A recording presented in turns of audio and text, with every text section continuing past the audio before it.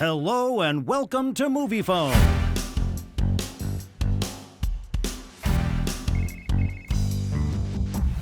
Moviefone TV is your ticket to all that's new at the movies. Here's what's hot on screen. In defense of their new homeland, a group of eclectic warriors take a stand against the invading mother world in director Zack Snyder's Rebel Moon Part 2, The Scargiver.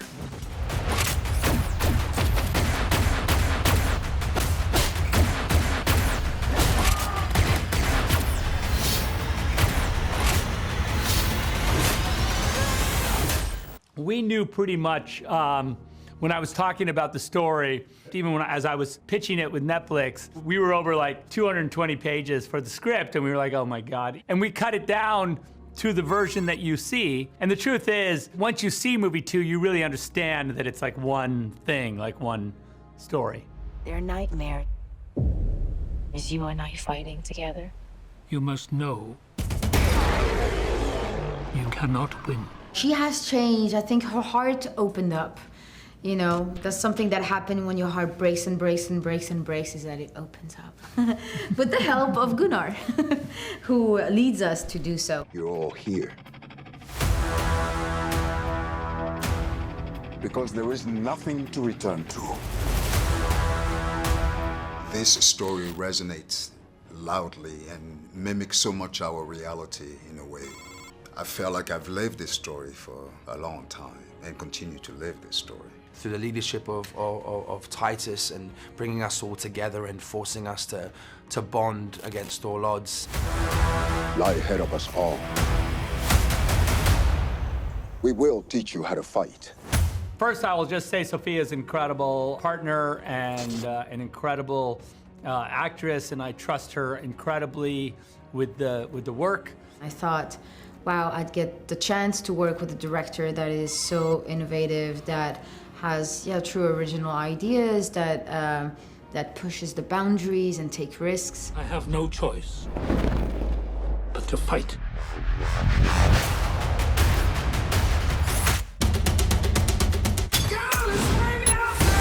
He's a writer, he's a director, he's a cinematographer, and he seemed to be an art director as well, you know? That's many hats he puts on a daily basis. To see Zack and to see how comfortably he moves on a set and tells a story of this scope was really amazing. He's there with you. He's holding the camera. He's like right next to me, capturing what's happening. To just make this dream a reality and to be a small part of it is truly, it's going to be such a memorable thing that I'll take away. Those this village holds most dear.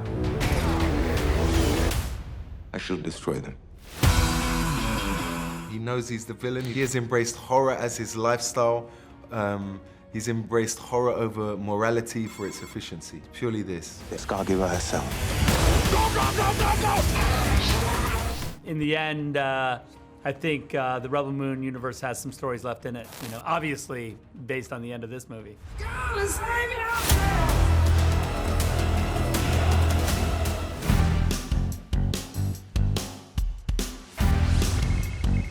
Moviefone Spotlight.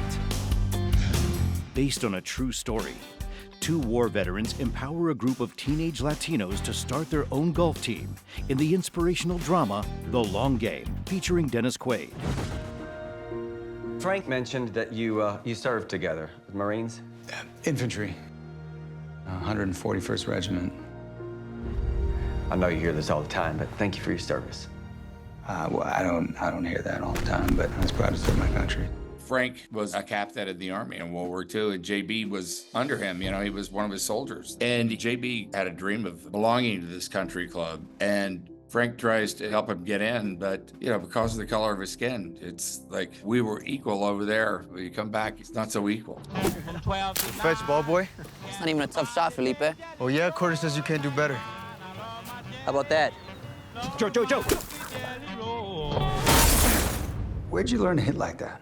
These 5 Mexican-American kids who are living down on the border, they're caddies at a country club where they can't play. And they love golf, and they built their own golf course in the desert, and they started a golf team in their high school. They asked me to join the new golf team today. Golf? Gonna bring your sombrero anyway, man. Whenever you're invited to a gringo party, you're either the entertainment or the help. My character kind of represents status quo in a sense. Even though he's the pro of the country club, you know, these people, the members, they're his boss and stuff. But there's something with these boys that they're so genuine about what they want to do, and he sees them work so hard at it. It touches something in him about what's right. Now, these teams, they've had access to a lot of things you boys haven't, but the best golfer isn't the one with the fanciest clubs. It's the one who can summon the will to keep swinging when things get tough. You know, it's about where we were back then. It's about how far we've come. And it's about how important where we come from is and how we should hold on to that, because it's all part of the story of America. People need to see us as more than just caddies and cannon fodder.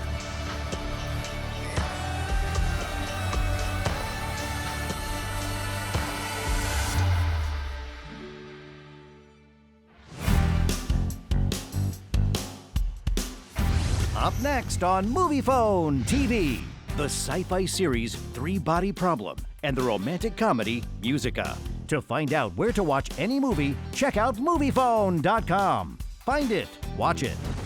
It was really interesting to get to know what his version of synesthesia was like.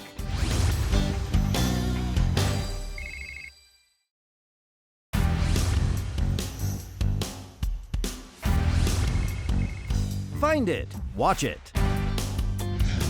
A group of brilliant scientists team up with an unorthodox detective to confront the greatest threat humanity has ever faced in the epic sci-fi series 3 Body Problem. I have to tell you something. Something insane. But true. About all of us. I wasn't familiar with it, but as soon as I knew how much it meant to other people, it changed the way I looked at the book and also the work that I was about to undertake. As soon as I got the role, I downloaded all the books onto Kindle, and I at least tried to skim through the first one, because they're very dense. I was basically told the story at first through Alex Wu in our meeting. Once, you know, I was on board, then I read the book and was floored. I met the guys on a Zoom after I was filming Doctor Strange. I was just immediately very suspicious, like, why do they need 3 showrunners for this project? Back in 1977, they detected a sequence, called it the wow signal. Delving deep into the first novel is kind of, you know, it's so dense, this kind of science and kind of this world of the game world. And I was thinking, I don't even know how this is going to be filmed. You know, it's such a challenge. What's it say? I think they take the books and they expand it for a broader audience. Yes. Right? You should go back and read the books after this. And I actually admired the filmmaking even more after rereading. I didn't want 2 voices in my ear. My job is to portray my blueprint was the scripts. They are coming. Who are they? I love good stories, you know, in any genre, but sci-fi is a great genre similar to fantasy, where the imaginative world can be used as a storytelling tactic to tap into bigger themes. That's the question, right?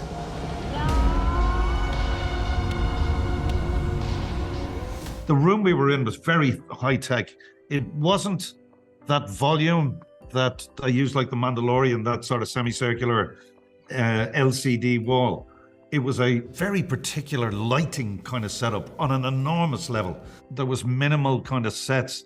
The set design team were amazing. They partially built a lot of the sets. So you'd come in and the entire floor is sand, and there's a big hill you can climb up to and imagine this vast collapsed city.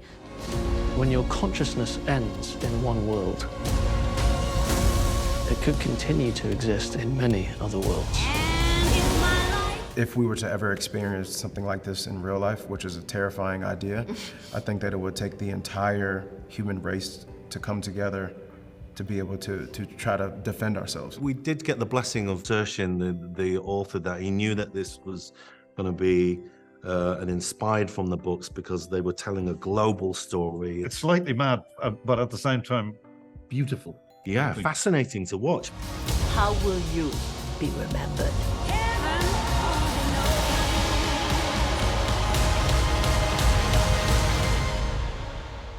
I'm someone who fought back. This bitter earth.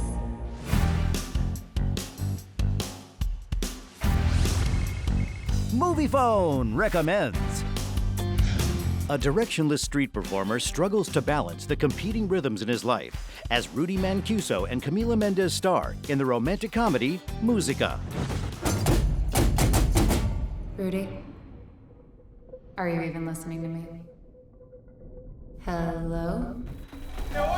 Synesthesia is a condition, it's a neurological condition. One sense will stimulate another sense involuntarily. It's not just sense that some synesthetes can smell, but they can smell numbers. Others can associate a personality with days of the week.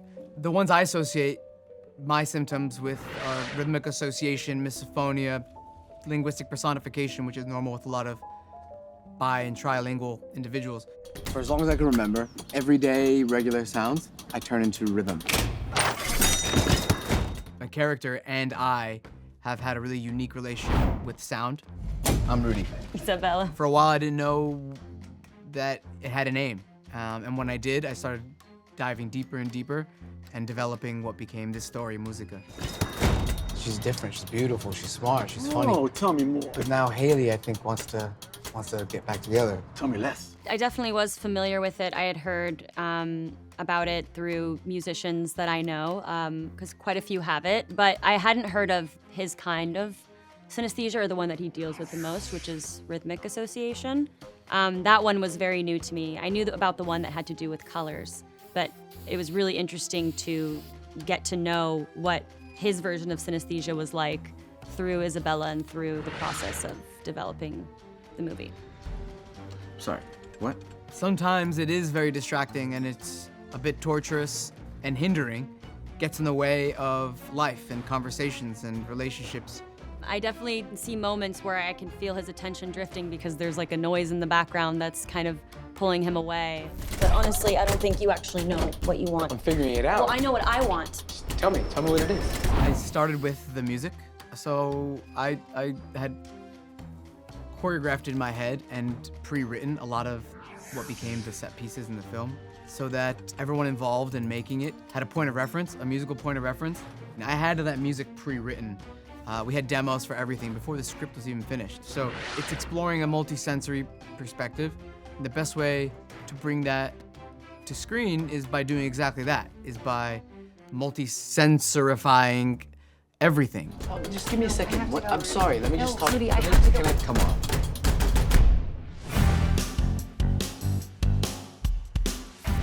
Coming up on Moviefone TV, the action comedy Drive Away Dolls and the documentary The Greatest Love Story Never Told. It was just such a original and fresh script.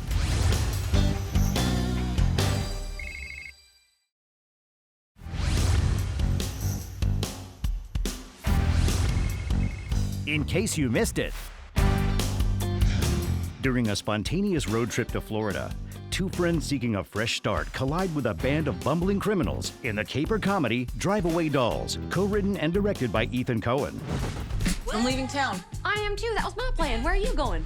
Tallahassee, Florida. I've been unhappy. That's why we take this trip together, honey babe. We get our act together. Getting the script was just so exciting. I feel like Ethan and Trish are some of the greatest writers of our time, and it was just such a original and fresh script with like so many cool elements and so many surprising turns. We're here for the car.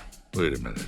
You call with a drop-off in Tallahassee, and then these broads come in and say they're ready to go to Tallahassee. At first, I thought I was really different from her, but I also kind of understood her and related to her in the way that I get introverted or sensitive and shy. I felt excited to play into those parts of myself. They drive the car instead of you. Is that bad? Bad if they find the goods. Playing Jamie, she's a total free spirit. It was very inspiring. I'd like to have a little bit more of Jamie in my everyday life. I imagine her kind of like a teenage boy. Not that teenage boys aren't in their head, but there maybe is kind of like a visceral. Yeah, just like a puppy. We will find and deliver the package. We just want your friends. You cannot relate to the public, which in the service profession is a big handicap. Did the two creeps find you? She's so heartbroken, but that kind of takes a turn into just like tunnel vision. That she's just, no matter whether they're together or not together, she's focused on Jamie. And that was the note that Ethan and Trisha gave me in my Zoom audition. They were just like, you cannot be more obsessed with her and nothing takes your focus away from her. What? We should see what's in here. I bet it's locked.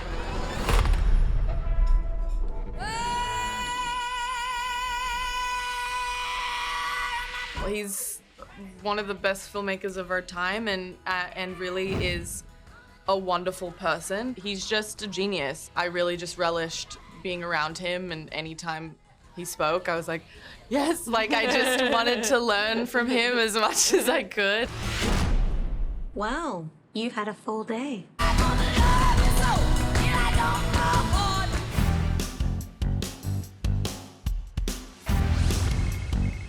Find it, watch it. The documentary, The Greatest Love Story Never Told, offers access to the most personal moments of Jennifer Lopez as she attempts to independently produce a new album and cinematic original, This Is Me Now. I've been married 4 times now. I used to be terrified to be alone. I didn't know what I was going to do by myself. I have decided to tell my story that I've never shared with anybody in the world. She had been working on the musical for a while. I remember getting a call like, you know, we're doing something different. And, you know, people were saying, you know, I think this is a moment where, you know, there's a lot more, there's more story to be told. She had done the music and she had wanted to capture more than a music video. And I started asking questions of what she's been through in the last 20 years. And then I came back a week later with a pitch that was telling that story. It was these spectacular numbers tied together with a narrative she had in her mind. And to me, it was something completely original. I'm sure people watching from the outside were like, what is this girl's problem? Ben had decided as the movie was falling apart and Jen had decided to finance it herself, that this was crazy, that we had to capture this. Jen says to me, why are you so stressed like this? I said, I'm not just financing it, I'm writing it, dancing in it, singing in it. My God. This is the first documentary out of Artist Equity, which is Ben's company, and having his support was incredible. He was so generous to help her with this project, and he was so prescient, so smart to finance a documentary on the making of it. Ben was really trying to move mountains to make this happen for his wife. I don't know. I don't understand it. I just, nobody does. I don't need to do any of it, but I want to. When she had trouble selling the movie, Ben was getting all kinds of hits that people wanted to buy the documentary before the movie was even greenlit. It's her journey to being happy. It's really about Jen and Jen until she could realize she could emancipate herself from her own judgments. She could forgive herself. She could love herself. The Greatest Love Story Never Told is about a woman falling back in love with herself. I don't act like I'm scared, but that's the secret to my whole career.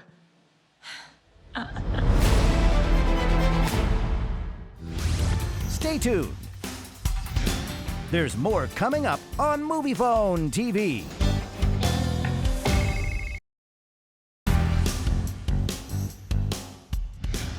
Thanks for watching Moviefone TV.